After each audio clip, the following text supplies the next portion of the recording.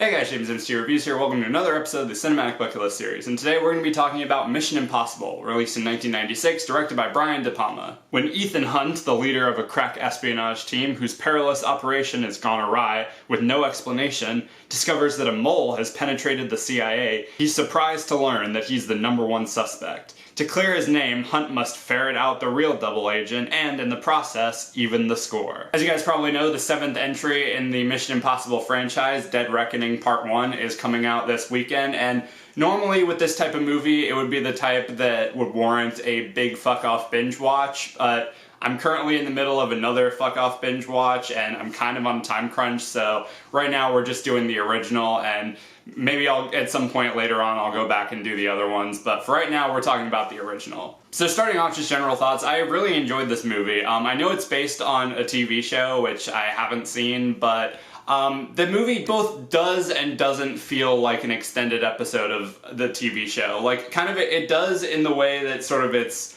formatted and just the look of it, but there are also other aspects to it that make it feel a lot more cinematic. I think the biggest one is definitely the look of the film. It looks a lot bigger and a lot more intense than what you would see in an episode of a TV show, especially for the time as well. The cinematography in this movie looks really, really good. Even when they're just like having conversations, like certain shots in this movie make those conversations look all the more like intense. Speaking of intensity, the movie's like first and foremost, its concern is building tension and building suspense, and it almost like when you look at this movie compared to like the trailers for Dead Reckoning and some of the other ones, like it almost feels kind of quaint because it's not this like big action blockbuster that the trailers make it out to be. Like, there really isn't a whole lot of action in it. Like, the biggest action set piece is the train chase at the end, which, don't get me wrong, looks amazing.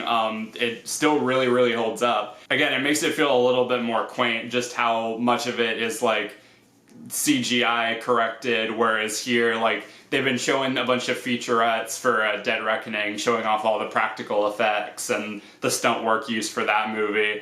And to see that train chase, like, again, like I said, it looks great, don't get me wrong, but, like, comparing that to some of the action scenes in the Dead Reckoning trailers is pretty cool. But, like, aside from that, and, like, maybe the iconic, like, computer room scene where he's hanging from the ceiling, like, there isn't really a whole bunch of, like, stereotypical, like, action scenes. Like, it's just a lot of like exposition, a lot of planning, and a lot of like sneaking around and stuff like that. But that's why I was saying like it does a really good job of building tension, because in these scenes like you care about what's going on. There's a lot of like really pulse pounding things going on without it needing to be like super big and explosive like some of the other ones. Tom Cruise was really good in this movie. I think this was like his first sort of foray into action movies, because people forget he wasn't as big of an action star back then as he is now. So this was kind of his chance to prove himself, and he does really well in a lot of the more intense scenes. The stunt work looks all great.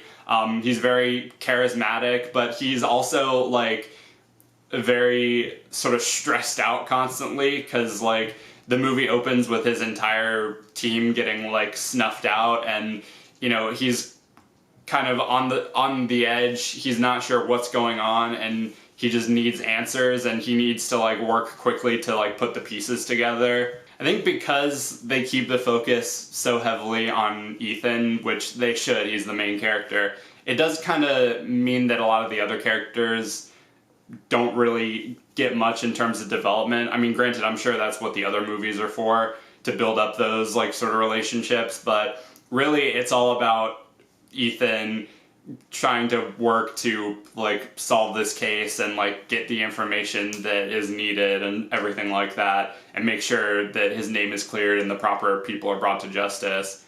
Which, speaking on that, like, as many like red herrings as they throw your way, the twist at the end of who the bad guy is seemed pretty obvious, but I mean, they, like I said, they do keep you guessing enough, and they throw enough like wrenches in the case that like you are constantly guessing along with Ethan.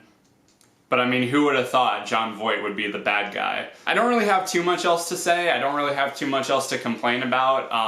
I really liked this movie. I thought it was good. It was a really solid action suspense film. I'm very curious to check out the other ones. Again, probably won't be for a little bit, but yeah, I'm happy to have checked this one off the list, and if I had to rate it, I'd probably give it a 4 out of 5. But anyway, that does it for this video. Let me know down in the comments what you thought of Mission Impossible. Do you like it? Do you hate it? What do you think of some of the other ones? And are you looking forward to Dead Reckoning this weekend? I'll have more videos coming real soon, but until next time, be sure to like, subscribe, ring the notification bell so you can stay up to date on when I'm posting. Follow me on all my social media, subscribe to my main channel. Everything you need to know will be in the description. Thank you guys for watching, and I'll see you later.